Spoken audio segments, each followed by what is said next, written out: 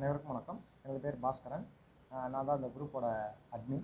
இந்த குரூப் ஆரம்பித்ததுக்கு முக்கிய காரணம் வந்து நான் மட்டும் கிடையாது. என்னோட வந்து 2019 ஜாயின் பண்ண அனைத்து கிரேட் 2 ஃபிசியோதெரபிஸ்ட்டையும் இந்த கிரெடிட் போய் சேரும். ஏன்னா அவங்க இல்லாமல் இந்த குரூப் வந்து செயல்படாது. அவங்க தான் முக்கிய காரணம். நான் வந்து ஒரு இனிஷியேட்டிவ், பட் ஆனால் அவங்க தான் எல்லா கொஸ்டின்ஸும் எடுத்து அனுப்புகிறாங்க. இந்த குரூப்பில் ஷேர் பண்ணுறதுக்கான முக்கிய காரணமே அவங்க தான்.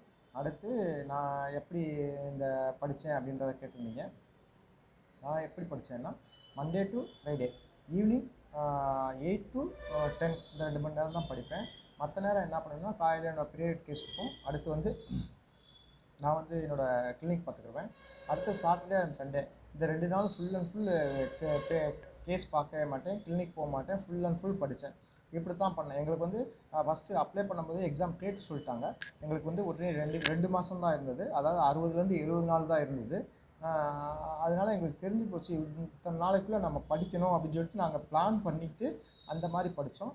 ப்ளஸ் குரூப் டிஸ்கஷன் பண்ணோம். அடுத்தடுத்து அப்போ வந்து ஃபிசியோவிஸு, அடுத்து டார்கெட் எம்ஆர்பி அப்படின்ற 2 குரூப் இருந்தது. அந்த இதுலேருந்து நிறையா கொஸ்டின்ஸ் போட்டாங்க. அதை நாங்கள் வந்து ரெஃபர் பண்ணோம், குரூப் டிஸ்கஷன் பண்ணோம், இதுக்கு என்ன ஆன்சர் வரும் அப்படின்றத பார்த்தோம். அதுலேருந்து தான் இன்ஸ்பயர் ஆகி நான் வந்து இந்த குரூப் ஆரம்பித்தேன். அந்த குரூப் ஆரம்பித்து நாங்கள் என்ன பண்ணுறோன்னா, மார்னிங் வந்து என்ன டாபிக்னு போடுறோம், அடுத்து ஆஃப்டர்நூன் வந்து என்ன கொஸ்டின்ஸ்ன்ற போகிறோம், அடுத்து ஈவினிங் தான் ஆன்சர் போடுறோம். அப்படி ஏன் பண்ணுறோம்? ஏன் எல்லாத்தையும் ஒரே டயத்தில் போட்டுற முடியாதா? நான் ஏன் ஃபஸ்ட்டு வந்து மார்னிங் வந்து என்ன டாபிக்னு போடுறேன்னா, அந்த டாபிக் கொஸ்டின் போடுவாங்க போது நீங்கள் அதை கொஞ்சம் நீங்கள் பார்க்கணும் அப்படின்றக்காண்டி தான் நான் அந்த டாபிக் போடுறேன். ஆஃப்டர்நூன் கொஸ்டின் போடுறேன். அந்த கொஸ்டின் வந்து உங்களுக்கு வந்து போட்டுட்டு ஏன் ஆன்சர் போடல, போட்டோன்னே வந்து நீங்கள் வந்து உங்களுக்கு தெரிஞ்ச ஆன்சர் பண்ணலாம், தெரியாத வந்து நீங்கள் கண்டிப்பாக ரெஃபர் பண்ணணும். ஏன்னா நீங்கள் ரெஃபர் பண்ணிங்கன்னா கண்டிப்பாக அது வந்து உங்களுக்கு மறக்காது. இது என்னன்னா பேசிவ் ஸ்டிமுலேஷன். உங்களுக்கு அதை வந்து நீங்கள் போய் கோத்ரூ பண்ணுவீங்க, நீங்கள் போய் தேடுவீங்க. அப்போ ஒன்று தேடல 4 ஆன்சர் உங்களுக்கு கிடைக்கும். அப்போ நீங்கள் ஒரு கொஸ்டின் படிக்கிறப்பல 4 கொஸ்டின் நீங்கள் படிக்கிறீங்க, அது கண்டிப்பாக மறக்காது.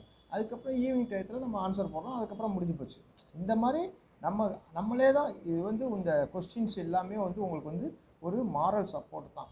அதுக்கப்புறம் நீங்கள் எப்படி அது மூலமாக நீங்கள் எப்படி இம்ப்ரூவ் பண்ணுறீங்க அப்படின்றத பொறுத்து தான் இதோட சக்ஸஸ் இருக்குது. அடுத்து நிறைய எக்ஸாம் எழுதுங்க. இப்போ ஃபார் எக்ஸாம்பிள் வந்து நம்ம வந்து கொஸ்டின் போடுறோம், 2 டெஸ்ட்டு போட்டிருந்தேன், ஆன்லைன் டெஸ்ட்டு கூகுள் ஃபார்ம் போட்டிருந்தேன். அதில் வந்து நிறைய இந்த குரூப்பில் பார்த்தீங்கன்னா கிட்டத்தட்ட 1000-2000 பேர் இருக்கீங்க. அதில் பார்த்தீங்கன்னா மொத்தத்துக்கு ஃபஸ்ட்டு அனாட்டமியில் வந்து 80 பேரோ நம்ம தான், 80லேருந்து 90 பேருக்குள்ளே தான் எழுதிருக்கீங்க. அதுக்கடுத்து ஃபிசியாலஜியில் வந்து 20லேருந்து 30 பேர் தான் எழுதிருக்கீங்க. அதை கொஞ்சம் நல்லா நிறையா எழுதுங்க.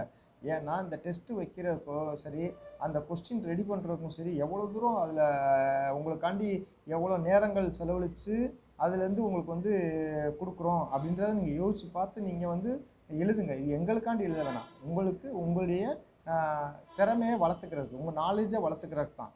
அதை நீங்கள் எழுதுங்க, நிறையா எழுதுங்க. எங்கள் இதில் இல்லை, நிறையா இந்த மாதிரி ஆன்லைனில் வர்றதை ஃபுல்லாக நீங்கள் எழுதி பாருங்கள்.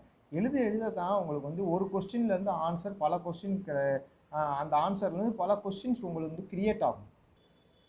அடுத்து இந்த கேட்கக்கூடிய கொஸ்டின்ஸு அப்படின்றது முக்கியமான உங்களுக்கே தெரியும், நான் சொல்லணும்னு அவசியம் கிடையாது.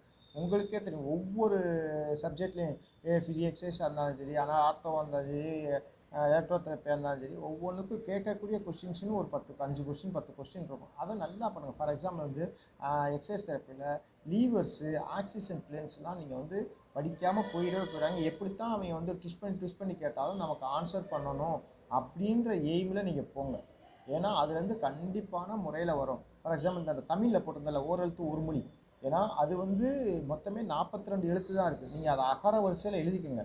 ஏன்னா நீங்கள் சும்மா அதை அப்படியே படிச்சிருந்தீங்கன்னா உங்களுக்கு வந்து ஞாபகம் இருக்காது. நீங்கள் ஆனா அவனா அடுத்து காஞ்சாச்சா அடுத்து அதோட மெய்யெழுத்துக்கள் அப்படின்ற வரிசையாக நீங்கள் எழுதி வச்சுருந்து படிச்சிங்கன்னா உங்களுக்கு வந்து படித்தது ஞாபகம் இல்லாட்டினாலும் அந்த சீரியல் ஞாபகம் இருக்கும். அந்த சீரியல் ஞாபகம் இருக்கும்போது இந்த ஆன்சரை வச்சு கோரிலேட் பண்ணி நீங்கள் எழுதிக்கலாம். அப்படின்றதுனால தான் உங்களை நான் எழுதி வச்சு படிக்க சொன்னேன்.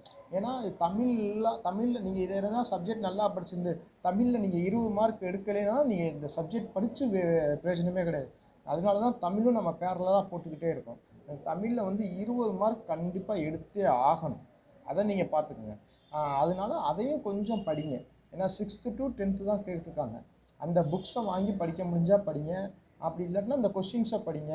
இந்த கொஸ்டின்ஸில் மேக்ஸிமம் உங்களுக்கு கவர் பண்ணிடுவாங்க. அப்புறம் கவர் பண்ண முடியாதுன்னா இந்த இதை படித்ததை வச்சே நீங்கள் எழுதக்கூடிய வாய்ப்புகள் உங்களுக்கு. ஏன்னா நம்மலாம் தமிழ் மீடியத்தெலாம் படித்து வந்திருப்போம். இங்கிலீஷ் மீடியத்தில் படித்தவங்களுக்கு கொஞ்சம் கஷ்டமாக இருக்கலாம்.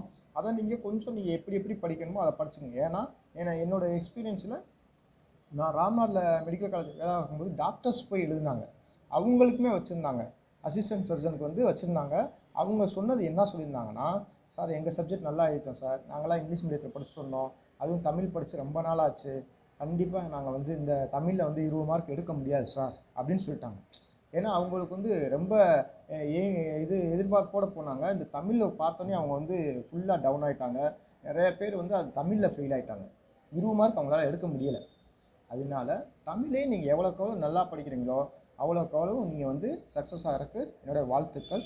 நீங்கள் எல்லோரும் நல்லா படித்து நீங்கள் வந்து இந்த தமிழ்நாடு கவர்மெண்ட்டில் எங்களோட இணைந்து வேலை செய்கிறதுக்கு வாங்க அப்படின்னு அன்போடு கூப்பிட்றேன். நன்றி, வணக்கம்.